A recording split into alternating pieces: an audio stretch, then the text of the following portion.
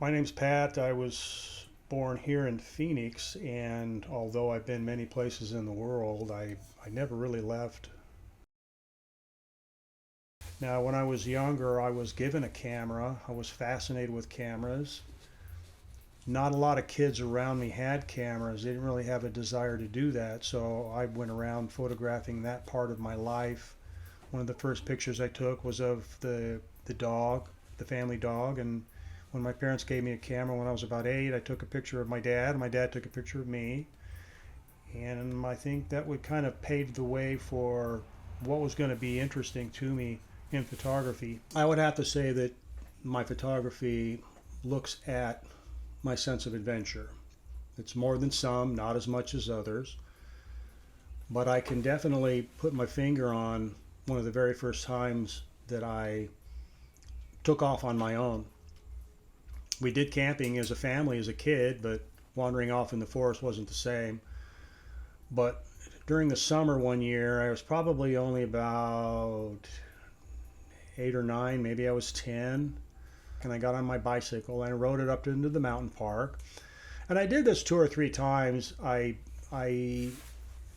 think I did it once by myself, and I did it once with a couple of friends of mine that could get out of bed. And I don't know if it was really something that they could relate to, but it was a big adventure deal to me to ride my bicycle up there and do that. And it was so extremely satisfying that I can't help but to think that that really fed my wanderlust. And I couldn't wait to get a driver's license so I could go camping. Not that I didn't like my parents around or my family, but I could choose where I wanted to go. And that adventure fed my photography, and my photography fed my sense of adventure, and they fed off of one another. And so most of my photography had to do with recording my wanderlust.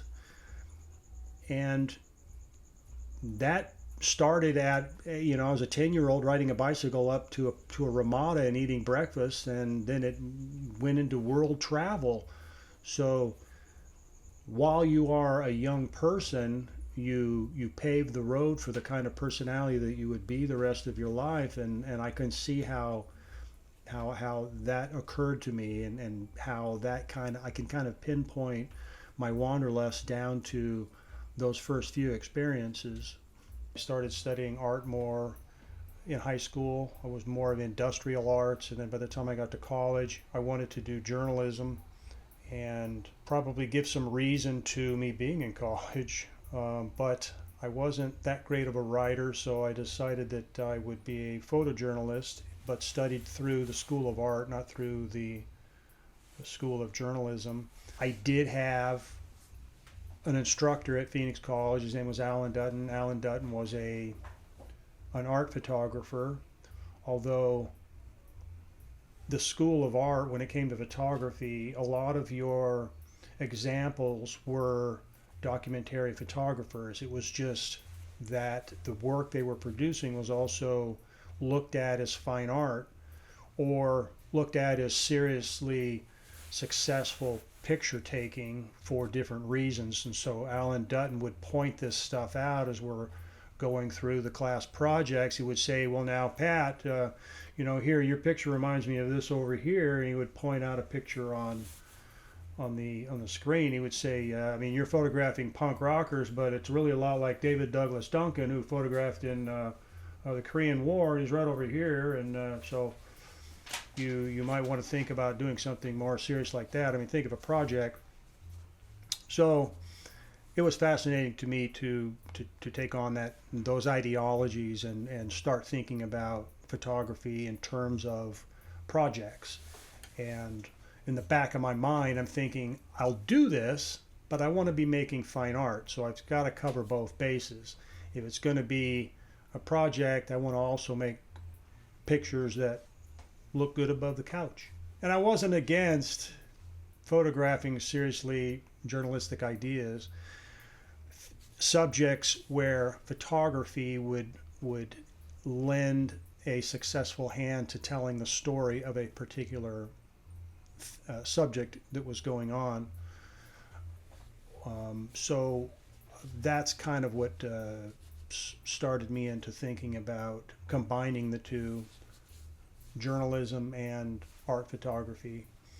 And I would kind of go back and forth. Now, in the meantime, you're asked to do commercial jobs, like take pictures of people and their dogs, or a wedding, or pictures of a trophy case, or whatever the deal was. And you had a problem to solve there, and there's value there, because keep in mind, you can take those skills into the field and solve the problem there. But in the meantime, I was just collecting ideas on how to take pictures of things I wanted to take pictures of. So I quickly realized that taking pictures of art meant that you couldn't have cars driving through the scene, or you couldn't have power lines in the background, and things that would date these pictures. Therefore, you could still pull them off as fine art.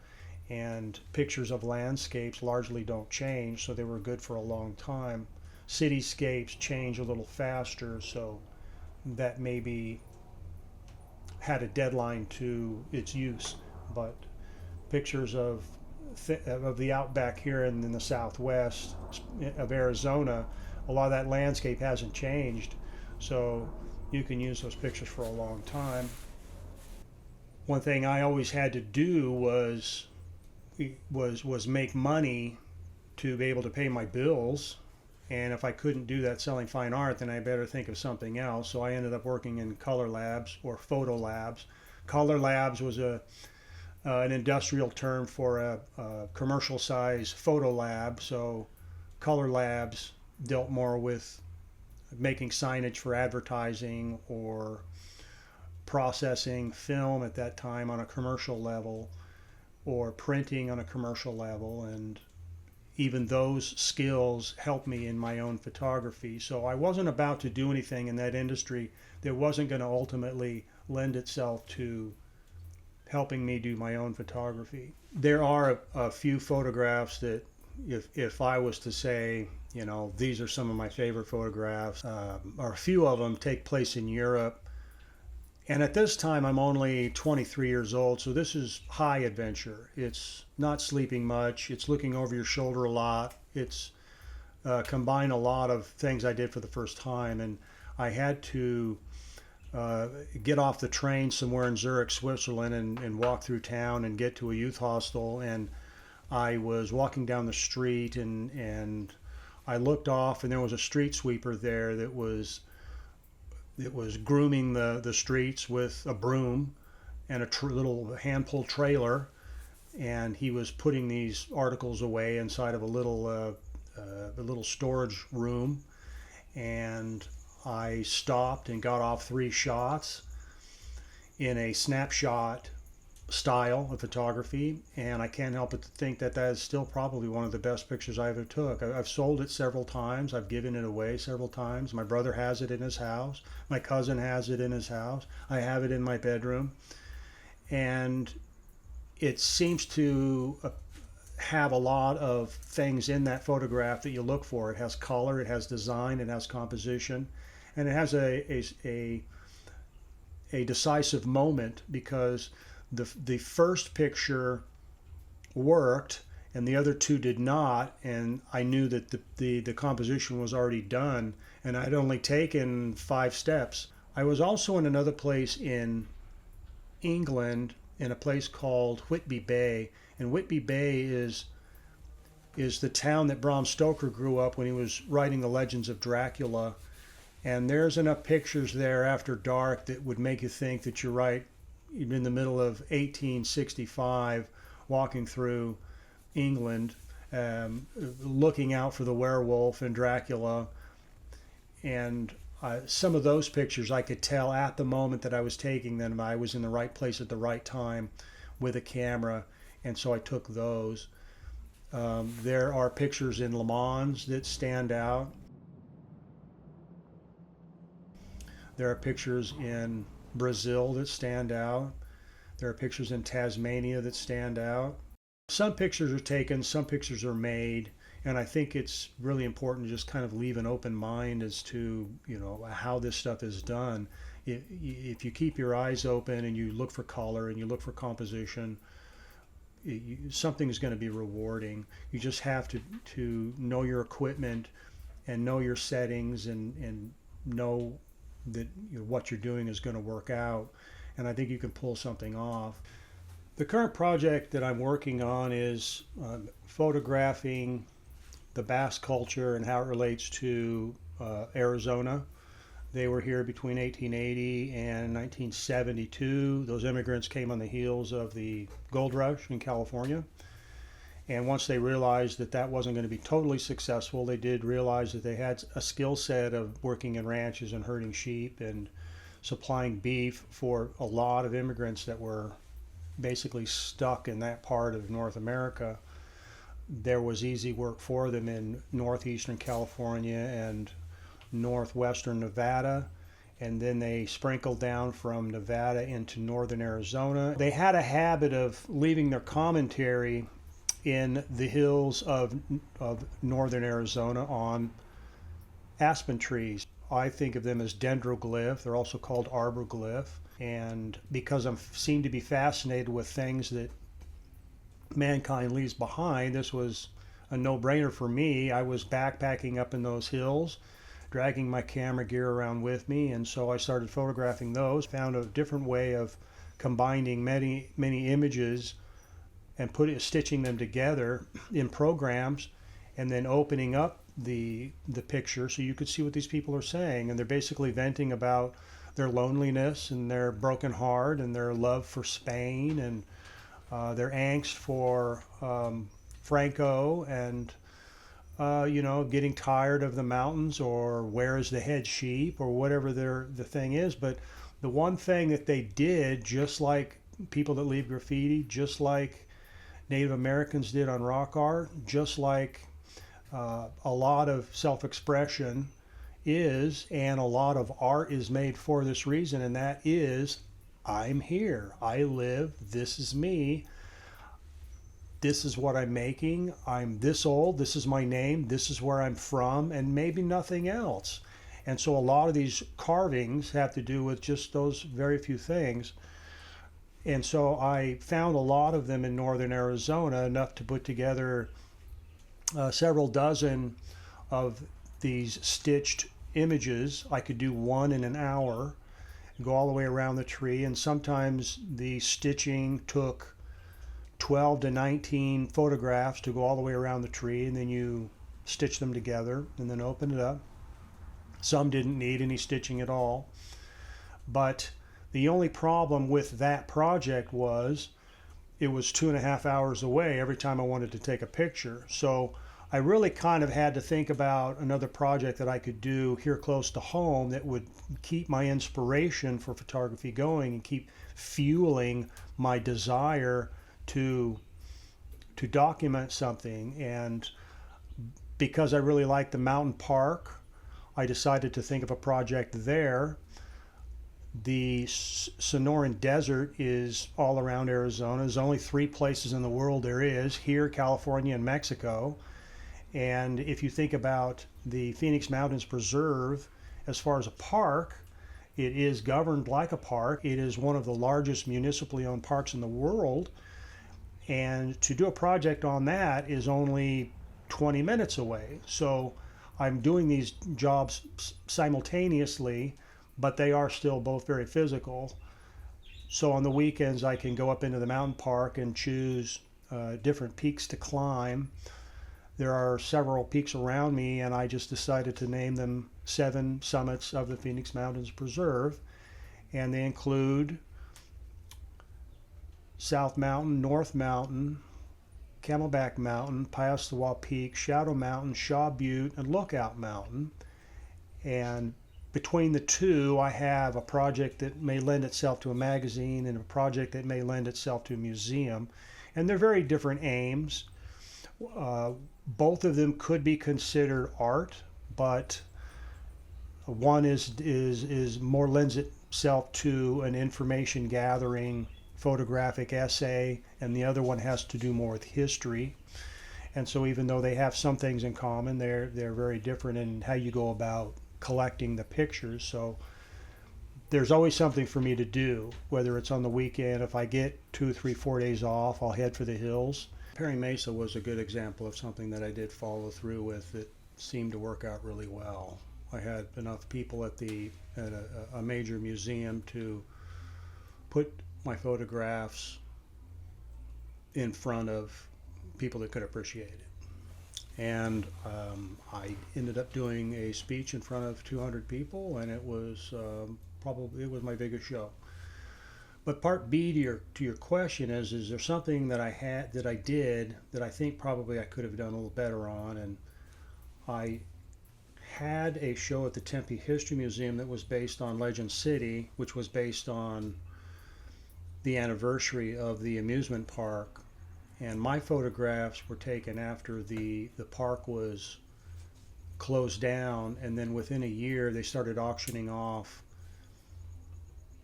all kinds of rides, like the Sky Ride, the Ferris wheel, the bumper cars, things like that. And so I wanted to gain access to this amusement park. And on my way home from school, from Arizona State University, I went past the park, and I could see that the trucks were lined up, and I said, I have to get into this place. So I went up to the gate, and the guard came out and he says, no, it's his private property, you can't get in there. And I said, I had nothing to lose, so I figured, okay, well, who could give me permission? And he says, well, that probably would be it might be my boss, it could be the developer, I'm not really sure. So I said, all right, put me in touch with your boss. And so he says, reluctantly, he says, okay. So then I talked to his boss, and his boss says, what are you doing? And I said, well, I'm collecting photographs. I'm an artist in college, and I want to collect photographs of this amusement park that's part of history, or at least what's left of it. And he says, well, I can't do that. For insurance reasons, I can't let you on the property. I said, great. Who's your boss? And he says, well, that would be the developer, and I can't remember the guy's name. I said, put me in contact with that guy. So he puts me in contact with the developer, who says, what are you doing again? I said, well, I'm an artist, and I'm collecting photographs for a project I'm doing for class at Arizona State University. I'm in the School of Art, and this is what I do, you know. And he says, okay, I don't care. So I said, well, I'm going to give you a phone number. You have to call the guy at the security guard at the back entrance, the gate that's chained closed. And he says, all right, sure, I'll do that. So I went there the next day and pulled my truck up and walked slowly over to that gate. And finally the security guard comes out and looks at me and reluctantly undoes the chain and lets me and a couple of buddies into this amusement park. And we wandered around it for 3 or 4 hours that day, and then another trip after that we wandered through the place again. And I shot a total of less than 10 rolls of film. I think maybe been less than 7 rolls of film, because after all, I'm an art student, I'm in art school, and I don't have any money, so I burned up all the money I had buying film to do this.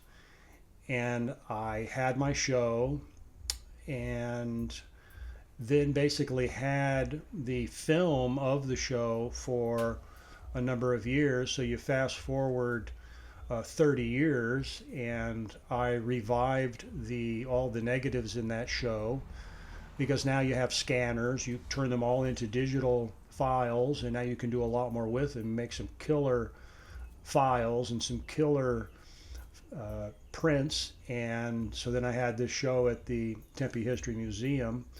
But when I look back on it now, I should have sold my shirt to get in there 10 times and take photographs, rather than just spending a total of less than 8 hours to go through this huge amusement park. I should have done everything I could to go everywhere in that park to do that. So when I look back on it, I would have to say that's probably one regret I have. And even that had a show at a museum, but I think I should have even tried more to do more than I did at that show. And just because of logistics and time and money, I just did the best I could. What is photography if you can't include people? When I come back from a trip, I can honestly say that some of the best parts about any trip I ever took were the people. and I wanted to incorporate portraiture. It always helps to practice taking pictures of people. It's not the easiest thing to do. You have to, make them relax, make them comfortable, convince them that it's worthwhile to do that. And I often found that it was a situation that always lent itself to an interesting photograph.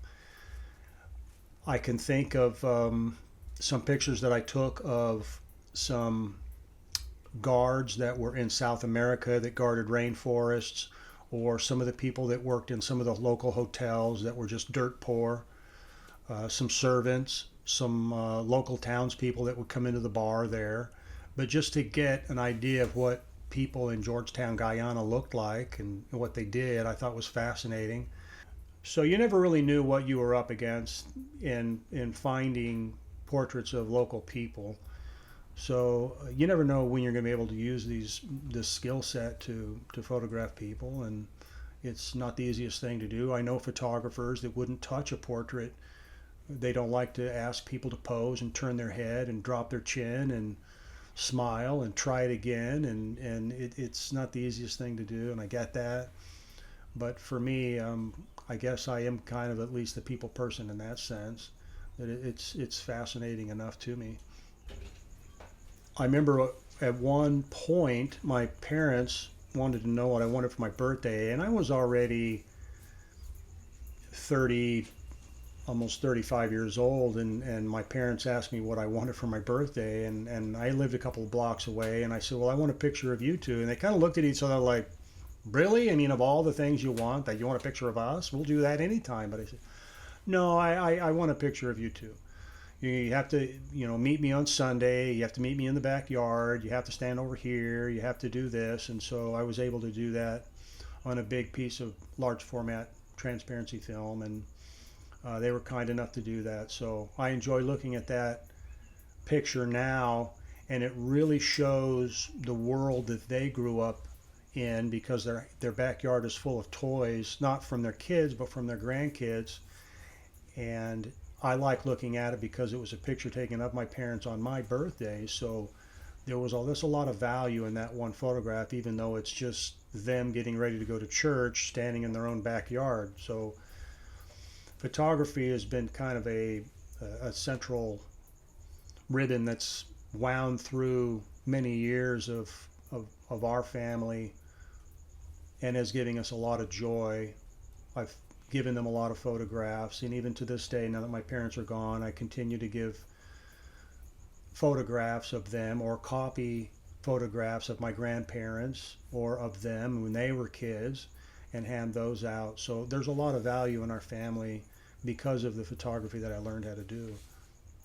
I would have to say that photography for me spanned almost my whole life. I mean, I'm 64, and it probably spanned all of it except 7 years. So I saw really the end of film, the beginning of the digital age, and then now it's morphed into having a camera on your phone.